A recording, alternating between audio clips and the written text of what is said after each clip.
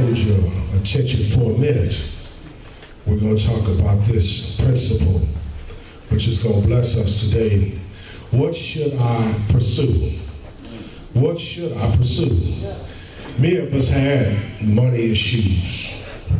We live our lives day to day, from check to check. Many of us love to go down to the casino. Every chance we get, we going down that highway to try to get something that's somehow promised to us if we win. We get down there and it seems like sometimes they give us some, sometimes they take some. But it's that inability for us to just feel like I need more of that money. You know, we looked at our checkbooks on Friday or Thursday or whenever we went online or we got a paper check, and boy, we was just exhilarated for that very moment because that presented something we didn't have. We thought that would be the stimulant that we needed. Then we start thinking about the things we have to pay. Oh man, this is rent week. I forgot about that. Oh, my cell phone is due. Oh, man, my account's upside down. All these different things play into that variable we thought that was going to make us so happy when we got it. That money that just drives us sometimes. People are so cynical about money sometimes, and they want to play the numbers. You know, we got to play those numbers sometime, and you know, we figure some tragedy happens, like a plane crash or something like that, and they'll get the tail number. That must be a sign. I'm gonna play that number. You know, don't look at me crazy. I know how folk are sometimes. Or you know. We decide we're going to make a few promises to the Lord. Lord, if I hit this money, I'm going to bless you, man. I'm going to really give it back to you. And somehow or another try to seduce God into getting us that thing that we say that we needed. You know, statistics show that many that hit large sums of money become broke or homeless, or something goes on in their life and changes their life.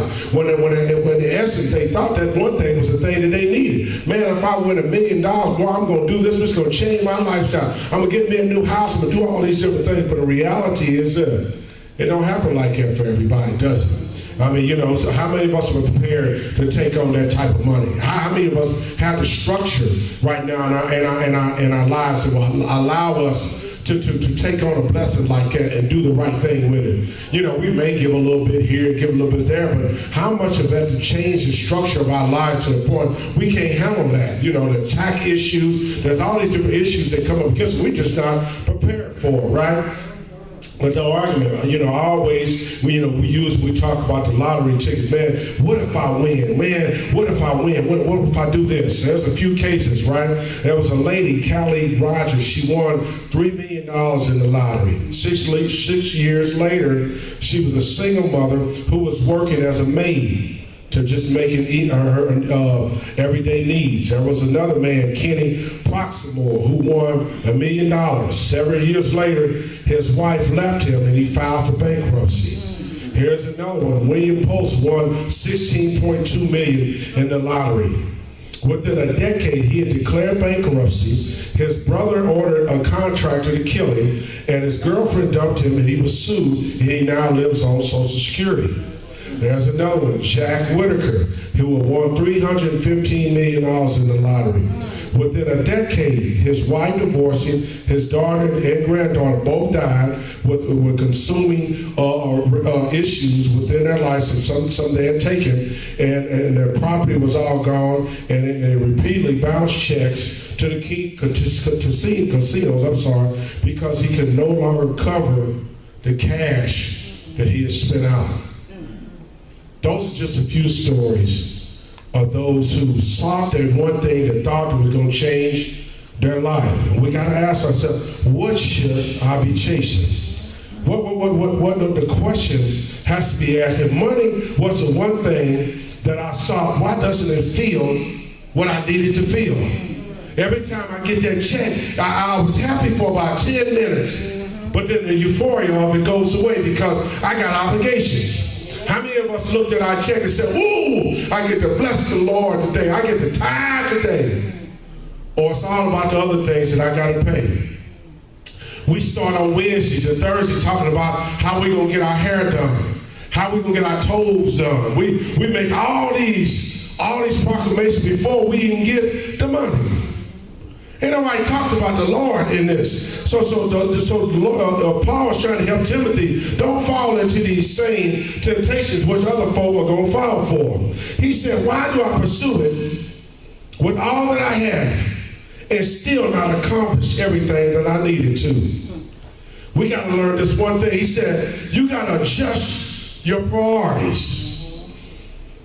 Paul says, instruct those who are rich in this present world not to be conceited, to fix their hope on the uncertainty of riches, but on God, who richly supplies all those things for us to enjoy.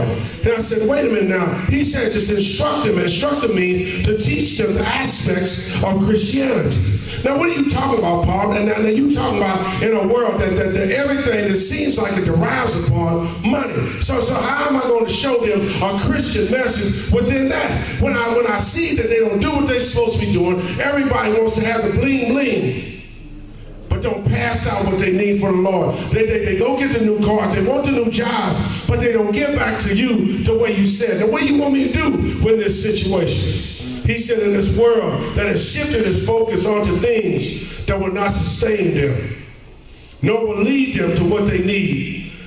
So there has to be an adjustment. The lives that we have cultivated thrives on accomplishing more and more and more. In many ways, it just takes over our lives, don't it? Because this is the one thing that we need. You know, we get one raise, I need another raise. I need something else. It seems like we're always chasing something that eludes us. I mean, I think if I just get one more raise, I think I'll be okay. Then it comes. It seems like I'm in the same place that I was. When I first started at the post office making $15 an hour. Well, I thought I was really doing something. When I bought me a new house and all this, and when I first bought the house, it was $1,300 a month. Man, I thought I was really doing something, right? But then I got a refinance. They cut my payment in half. So now I'm paying $800 a month. I make way more than what I started with. Where did the extra money go? Brother James, I thought I was really doing something, right? But I thought about it, looked at it, but what I done was I filled that void in with, I said, well, I got an extra $600 a month, so we're going to buy me a car. When I bought a car, it cost me $600-some-odd a month in car payment. Boy, wasn't that a great decision I made? But I thought that what validated me, right? So now I got a car that sits in the garage and does absolutely nothing but sit there. And I just paid on it. And it sat there for 5 years, proud. Paid it off and it still just sat there. Boy, what a great accomplishment that was. And think about it. If I would have just done what thus says the Lord and sold some of that money. So I ended up selling the car, getting myself back right. But through it all, I never missed a beat, Brother James. Although I wasn't doing what God had asked me to do, I could have took that money and really been doing something else with it, but I still made sure I took care of him. Could have been doing so much more, right? But even in that, God still blessed me, right? But then, when we get some of the monies, don't attitude change. He said, don't get conceited when you get a little bit of money. Now, you know how we do. Don't get that old hot check in our pockets. We thought it was going to be $500 or $600. Shoot, it ends up being over $1,000. Oh, attitude changed, don't it? Boy, I've been coupon shopping. I've been doing all shoot. I ain't going to those coupons today. Go ahead, pay for it. I want the sew in this week. Give me the good stuff this week. But that's how we do. Our attitude changes because something that God had already blessed us with, we feel like now that we blessed, that we start to act different, don't we? Well, God said, don't act like that. You get out of character, right? But that's how we get, and we get ourselves in that place. Then, not only that, we start getting the monies we want, we start getting some of the things we want, then, let me start buying some things. I get me a car, man, that car, man, that made me, after a couple months, like, man, I really want that car, man. I really don't care for it, or maybe it's a business. Man, I just get this business off the ground. I'm going to get this business off the ground, and that's really going to sustain me over some time. Then it doesn't. Goes closes up, or don't get started. But I put everything into it because I thought that was going to be the thing that was going to stimulate me. My side piece gave me something, and I got me a little extra money. So, you feel a little different about yourself. But that just didn't fix it, did it? But to focus on things that lure money, that's got many of us, away from our normal selves because we tasted it. We tasted a little bit of that extra, and I need it. When I go to that job, then I'm not going to accept $15, $16 an hour. I want more than that because I need more. I got more expectations. I got a house. I got kids. I got cars. I need more than that. But what type of foundation have I laid till I go and ask God to give me that abundance that I'm asking for? Or am I just doing it because I need it? Because I've adjusted my life to a point where now I need $17, $18 an hour now because I've overspent on some things that I really didn't need. I'm running around with 20s and doing all these type of things, flashing in front of the folk, and now I'm sitting there like, man, I need more money now just to look good in front of other folk. I ain't laying no foundation to work, but I'm going to go back and ask God to bless me with the one thing that I thought that I needed to look good in front of other folk. How's that working out for you? How's that? Well, I look great, don't I? Get in there, my car on E, smoking, and all that. I gotta wait for folks to drive out the parking lot because I can't even afford to get it repaired. But it look good, don't it? But he said, the word fix means to trust. Ultimately, we trust in the money, what money gives us. It has immediate value, don't it? I mean, that's immediate. When I go cash my check, I go get some out of the bank. That's tangible. That's something I can carry around in my pocket. Get a bunch of ones and put a 20 on top, and I really flash it. They call that Tennessee bankroll. That's tangible, right? Nobody caring about what you got in the bank. You can't show folk that. Nobody caring about. Everybody got a debit card, but that money seems like it just does something to me, don't it? Yeah, go in there with it. But he said, riches are not certain. That's the one thing we always understand. When we get that money, it ain't for certain, is it? Think about a few years ago when the bottom fell out of the economy, all them folks jumping out of windows and everything. Because they losing that one thing that validated them. Money that drives us. But he said, what should you be looking for?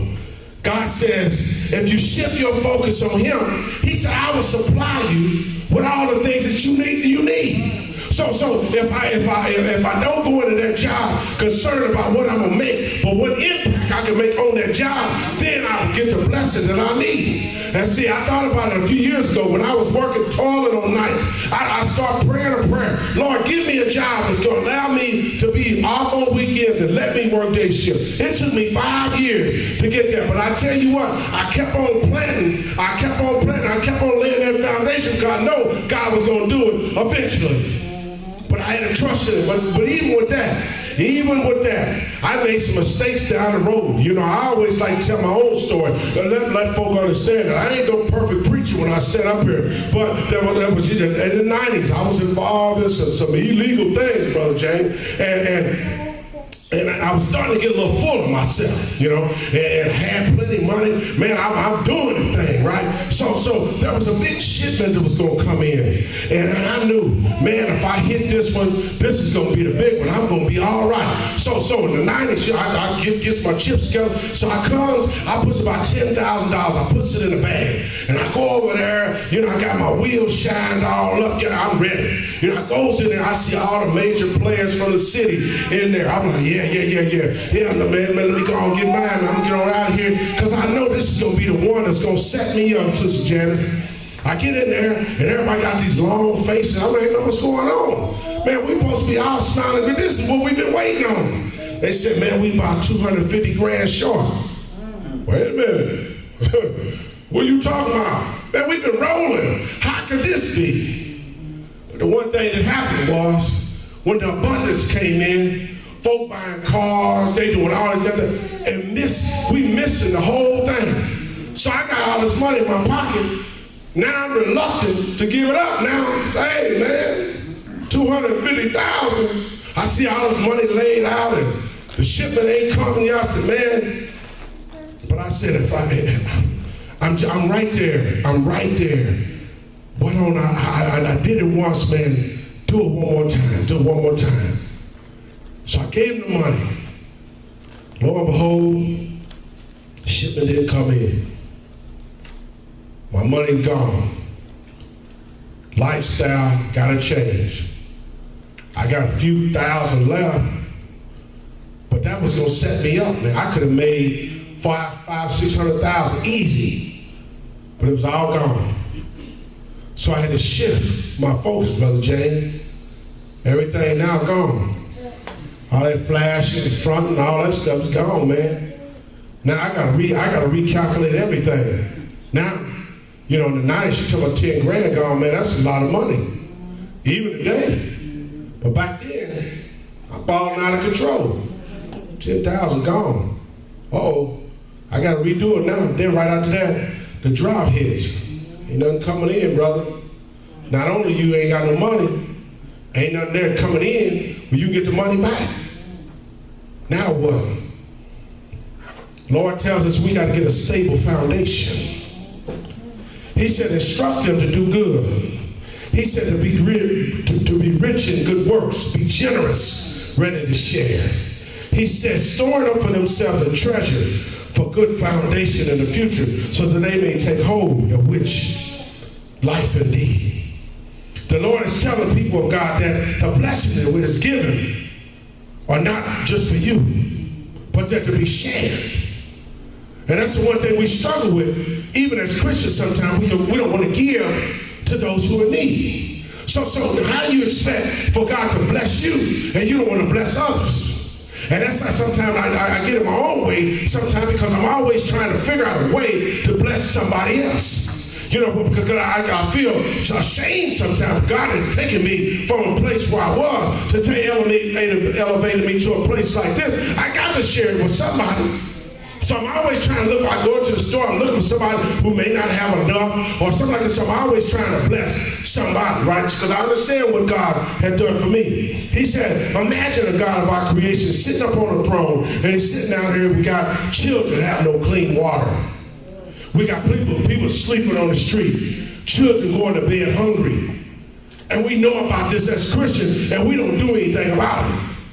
How do you expect God to bless us in the richness, and we done doing the very basics to help those who are in need? I ain't telling about going on every corner and do everything for everybody, but you know somebody who needs it a little bit more than you. The Lord is telling his people, start laying a good foundation. Foundation is the first layer of a structure that provides stable base for a superstructure that's going to be built on it. The structure that is built on allows us to stand comfortably on the ground. If we look at this floor, we know the components that make up the floor, right? But none of us peel back the carpet and see the cracks that are in the cement, do we? But we walk in here every day and we know that floors is going to hold us because it has a reputation to not fail.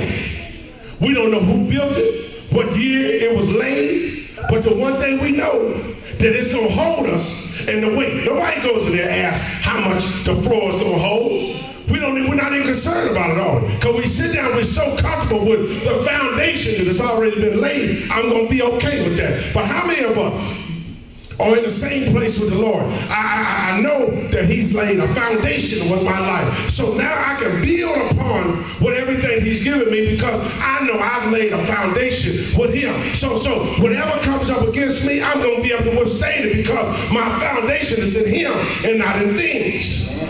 So when I got myself into a place where I've laid a good foundation, I can ask God to give me more, because I know my foundation in him. When I cut that check Friday night, I know my foundation gonna be right. And I cut one check, I said, oh, no, that ain't enough.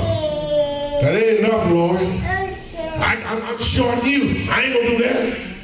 I can't look at all this and say, I said, man, I'm gonna short you $10, $20. It ain't worth it to me. But I understand, I said, man, my foundation is set upon the Lord.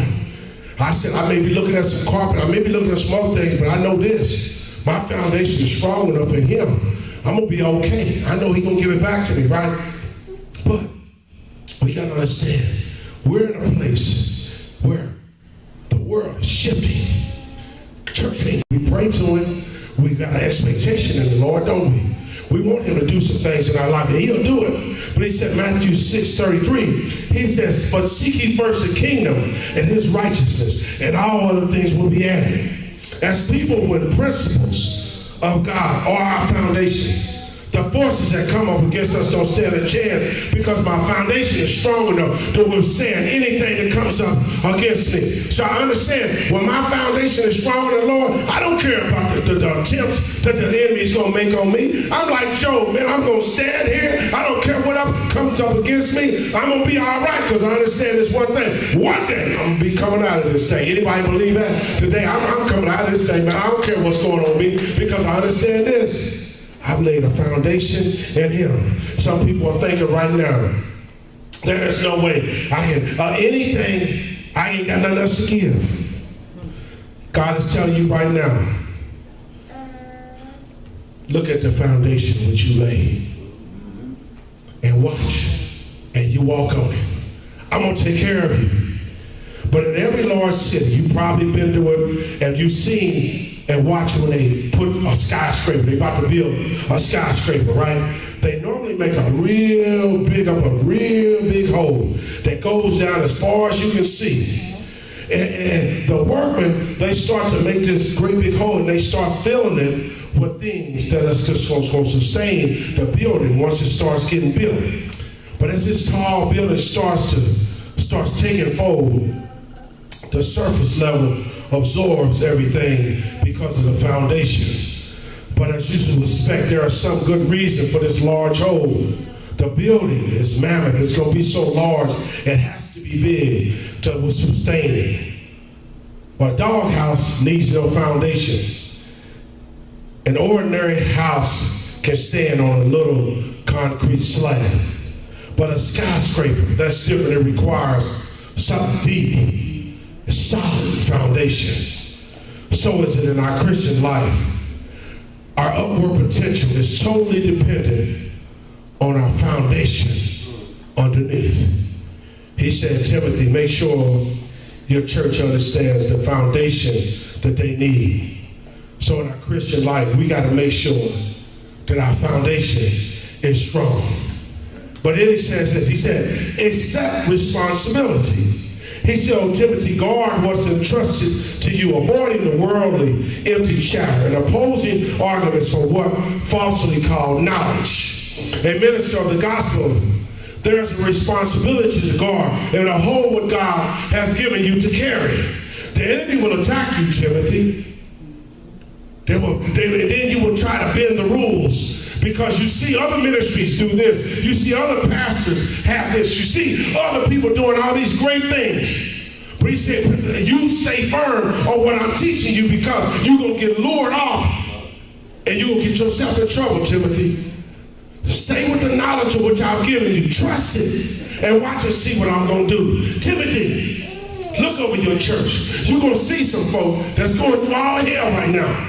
In their life. You're going to see folk broke, busted, and disgusted. But don't deviate. Stay the course. Watch and see what I'm going to do. Timothy, don't fall into false teaching.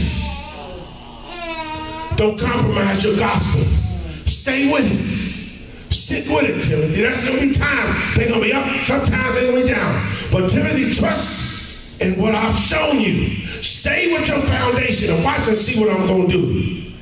Ministries will promise the world to people. You see it all the time, the prosperity.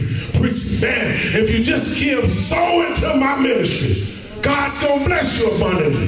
Yes. You leave out of there, the pastor leaving out of Rolls Royce, you still sitting out there in your hoopty, wondering how you going to get through the next week. But you done sold it to him, but he gone.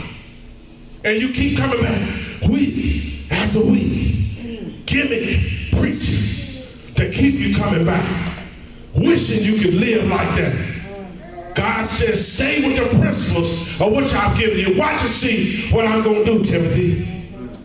I'm gadget ministries. They're going to be all over the place. He said, stick to the word. Stick to the word. Stick to your philosophy. that I've given you. Timothy, you're going to be wanting to be swayed off. He said, I know you are a young preacher, but watch and see what's going to happen in the midst of all that. There was a church conference. Very renowned preacher came. Everybody came to hear this preacher. He got up there and he spoke the word of God so elegant. But then he got up there and he started saying, there's some things in the Bible that have changed. So everybody started looking around and, wait a minute, what in the world could change? So he said, sin no longer is sin. The culture values have shifted, and God is okay with it. So they were looking around and said, wait a minute now. I'm going to wait. I'm going to sit back and look. Hey, put my notebook down. What's going on here?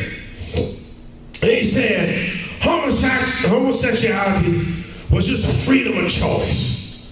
They said, wait a minute. Hey, something going on here. Then he said, the Bible contains many errors. Oh, wait a minute. They said, hey, man, we're going to get on about it here. So many people start looking around. They wonder, what do we do in a situation like this? Do we get up and embarrass him? He is one of the more renowned pastors and preachers of our day. If he said it, got to be true. But when you understand the foundation of what God has given you, you can stand up and walk out. So many of them grabbed their book and they walked out of there. Because too many of us will stand there and allow it to go on. We allow folks to be in our presence that ain't speaking the truth. Because we stand there, we acknowledge the fact that there may be some truth to what you're saying. So no, I'm not going to put myself in a place where I'm going to listen to chicanery and foolishness in my life. I don't need that. Because I understand what the gospel teaches me. Yeah, there's going to be some ups and downs. There's going to be some ins and outs. We're going to bless folk. They're going to walk out on us. But there's going to be other folks who are going to come and going to bless us back to life. There's going to be some struggles we're going to go through as a church. Coming up on our 3rd year. Who would have thought we'd have been here? When you came in here 2 years ago, they thought, man, this thing will never work. 2.5 years later, here we stand. God knows what he's doing.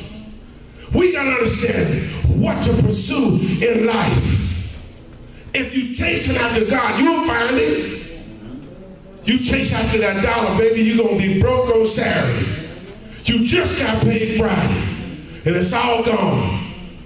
And here we are giving God what we got left, instead of giving it to him up front. In your season, don't get caught up in the okie doke. Don't let folks tell you what they going to promise you. If it ain't what God told you, stand on it. Be strong enough to say, hey man, that ain't what the Lord told me.